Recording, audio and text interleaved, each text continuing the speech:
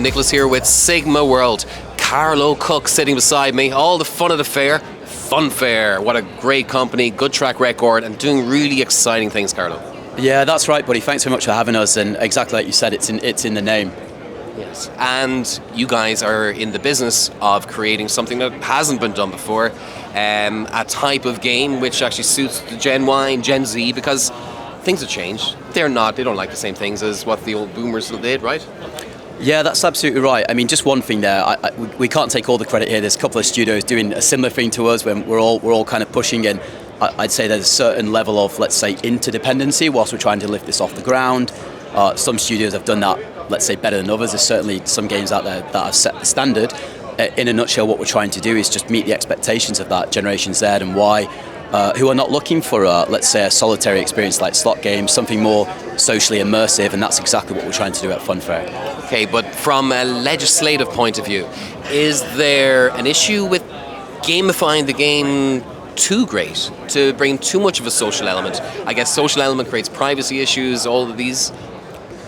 It's a good point. It's something that we're always aware of. We want to kind of stay within those kind of predefined parameters, and we never want to go outside of that. We're trying to be as responsible as physically possible, like everybody else in the space, when we're developing the games.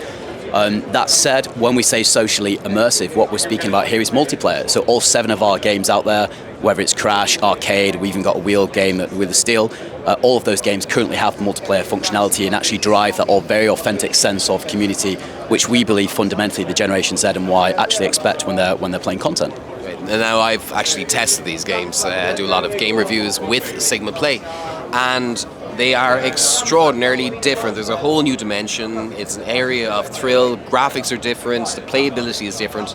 And as you say, you've developed it within a certain line of parameters. How come a small studio, sorry to call you a small studio in comparison to some of you're able to innovate? How come the big innovations coming out of your studio? This is a really interesting question. So myself and our recently appointed CEO, Mark McGinley, we both worked together before within the Now Games Global family. And we've done thousands of product demonstrations, and what we always hear from the casinos and obviously from the players, it's all about innovation.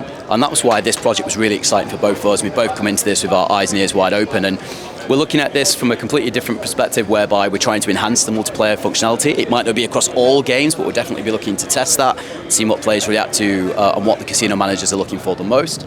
We'll be looking to look for new features, new types of product. Essentially, think of FunFair Games as this almost like a smorgasbord of non-traditional content. We'll pretty much look at anything outside of slots, whether it's Crash, Arcade, Match Free, all types of instant win. So hopefully that answers your question. Sure.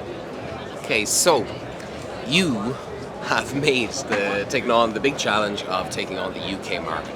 Have you had partners to help you with this? How's it going? Yeah, it's been a phenomenal couple of months, to be honest. So we had a very, very small presence in the UK, but we're super excited to be going live with William Hill in a couple of days, which we're all immensely excited about. The guys over at William Hill have been fantastic to work with. We switched on a load of other tier 1 operators in the last couple of weeks, and literally as every day goes by, we've got more operators going live with FunFair content, not just in the UK, but in other regulated spaces. We're about to go live with a market leader in Italy. It really has been a terrific couple of months at the studio, and the next quarter is looking even more excited, whereby we'll seek to continuously expand our footprint in the more mature regulated markets. Obviously, we've got an eye on North America as everybody else, and we're looking forward to seeing how that unfolds for us. But lots of really exciting stuff to come in the near future. Great, and with a portfolio of 7 games, it isn't a huge portfolio as yet, and a lot of your competitors have hundreds of games. Are the casinos happy with that offering, given that it's so different? It is really different, and we don't see ourselves as actually being a competitor to the slot product. It's an entirely different vertical. With that comes an opportunity whereby it's a completely different conversation that we're actually having with the good people over at the casinos. That said, it comes with an entirely different set of challenges. So just looping back to what I said before about interdependency with our competitors, so the Scribes out there, the SmartSoft, we actually see it being beneficial to be super close to those guys and almost form this consortium of non-traditional providers, whereby we've got to establish the vocab. We have to find the right place to position and market the games, otherwise it's not going to work. We're appealing to a completely different demographical player here. The slots player typically is a more a player looking for a more solitary experience, the Generation Z and Y they've actually grown up in this really socially immersive environment, playing social video games, and they expect games to deliver that very same experience. So at the very heart of our products, like I said earlier, it's that sense of community. It's player dictated volatility where you decide what to bet on and when. It's multiple bet slips. It's very different from slots. So in that sense, it's a different conversation, if that makes sense. Sure. And just to maybe take it down a ton, there's blockchain development in your roots. Now, it's not so much the case. You guys are focused purely on game development. Yeah, that's absolutely right. So whilst our humble beginnings were within that, let's say, that Web3, blockchain, crypto atmosphere, FunFair Games is part of a much wider group, FunFair Technologies and FunFair Ventures. Those guys are very much experts in that space, in the Web3, the blockchain and crypto. I would say anybody in that space, anybody who's active in that space, whether it's from an investment perspective or advisory point of view, you should definitely get in touch with those guys. We are part of that family. FunFair Games is completely focused 100% on real money B2B gaming. Great. And for 2023, what can we expect from FunFair? So 2023, this is the magic question as we come closer to year end. That's the number one question over at FunFair HQ. I would say 2023. We touched upon this a little bit earlier. We'll be looking to expand our footprint in that regulated space, but working with the casino managers, trying to establish the vocab, trying to establish positioning of the games. And what I mean by that is not having our content in the slots tab, but in a dedicated area, whether it's crash, arcade, non-traditional, just not in slots, and really working with the casinos to inform and educate the best way to market our style of product. We'll also be, as I mentioned earlier, looking to expand our footprint in North America. We're currently not live in North America, but we'd love to do so as soon as physically possible. And I think that's going to be an exciting kind of start to 2023. And if we can deliver on that, we'll all be super happy. Now, from a product perspective, we've got 7 games live at the moment.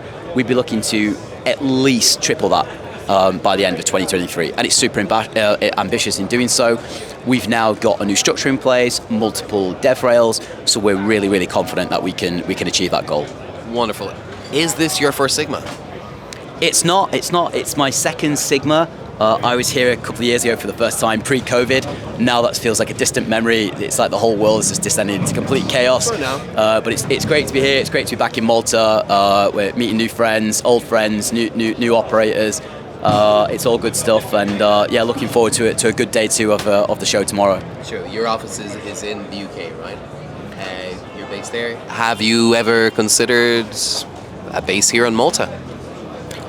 It's something for which I would say is always going to be on the cards, given the amount of operators based out here. I suppose as we continuously expand that footprint in the regulated markets, it's something for which we would naturally consider. The interesting and exciting news there is that we've actually just opened the doors in Gibraltar, so we've now got a brand spanking new office in Gibraltar where our CEO, Mark McGinley, is based, as well as that office in central London. It's been very nice talking to you, Carlo. Nicholas, Pleasure. signing off for Sigma World. Me.